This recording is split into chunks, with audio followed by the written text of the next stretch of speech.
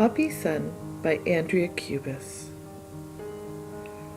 So I'm not sure if you've noticed, if you've watched previous videos of mine, but I've used reference photos many times. Sometimes I use a photo that I have taken, or a photo that my husband's taken, or if I get an idea and I don't have my own photo, I will go on one of two sites, pixabay.com or pexels.com, and on those sites they have copyright free pictures, and a lot of times I will use those as my reference photo.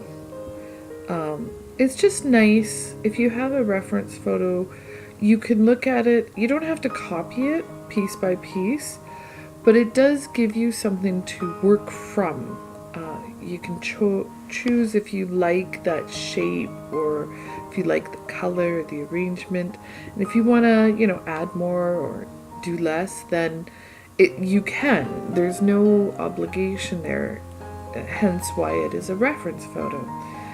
So for this picture, I found this beautiful picture of poppies out in a field, and there was such a nice, beautiful golden hue to everything. Hence why, as you can see right now, I've really goldened up the picture. And part of what makes this picture so beautiful is the layering of the mist. And you'll see that I spend a lot of time getting that mist working, doing a layer of darker colors, putting some mist on it, and hair drying.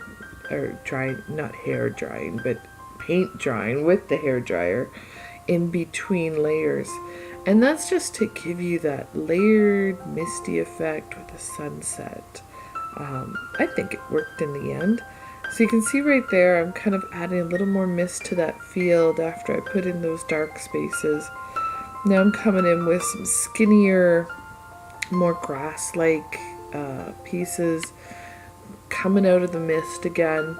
I used Azo Green because it's a very transparent paint.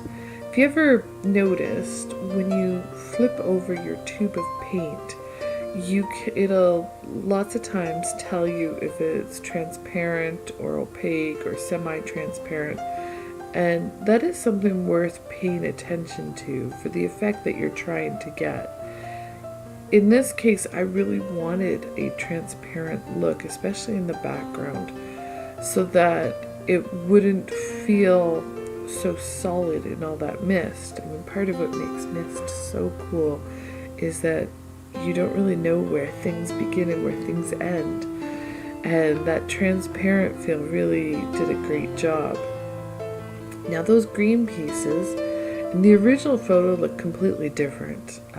I kind of turned them into trees because the brush I used did not do what I wanted at all.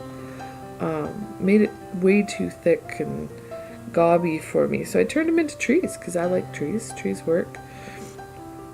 Yeah, I think in the original they were more almost like a wheat look. It was thick at the top and then thin. Well, my paintbrush, I didn't lift it fast enough, so that was my fault. But as Bob Ross was known for saying, happy little accidents, I think having some trees in there actually looks really nice.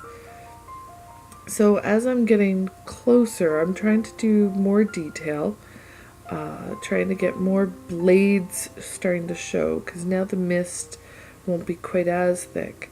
I've done all that layering, and now I'm going to start working the bottom. And the hard part I found was actually allowing my hand to go above that horizon line, because up until now I've stayed below it, but I want to kind of tip the viewer and put the viewer low to the ground, kind of looking into this field through these poppies. So hence why I really like those couple, not a lot, just a couple pieces that go up and above that horizon line.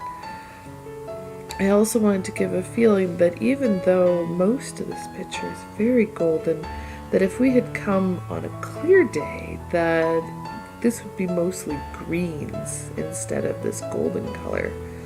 And I think I got that achieved by doing those darker green spaces right there at the bottom of the painting. So now I start to put in the red, and when you look at poppies, they're not that perfect 4-petal flower that we're so used to seeing at Remembrance Day. I mean, every now and then you'll see one like that, but a lot of times they're a little closed up, they're facing one way, they're facing another way, the petals are overlapped quite a bit, and those petals a lot of times will really reflect that light and let you see the sunlight come through. So red can be tough on that because you can't just add white. White won't work because then you're going to turn your poppy pink, and the danger of adding yellow is you could turn your poppy orange.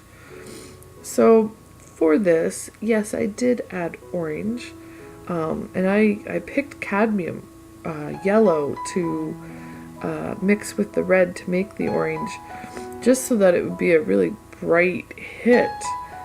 But I really had to make sure that the prominent color on that poppy was red so that it didn't suddenly turn into a field of orange poppies. I really wanted red poppies.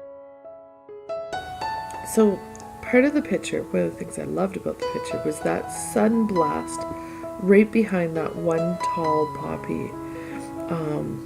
And I had to kind of work back and forth on that poppy to try and get it so that, yes, the sun blasts it and kind of fades it out quite a bit, but at the same time, the poppy is still a definitely red poppy. It doesn't look like some mistake. And hence why you'll see me going back and forth a couple times between adding the white and coming back with the red. And that helped a lot with making highlights throughout all the other poppies.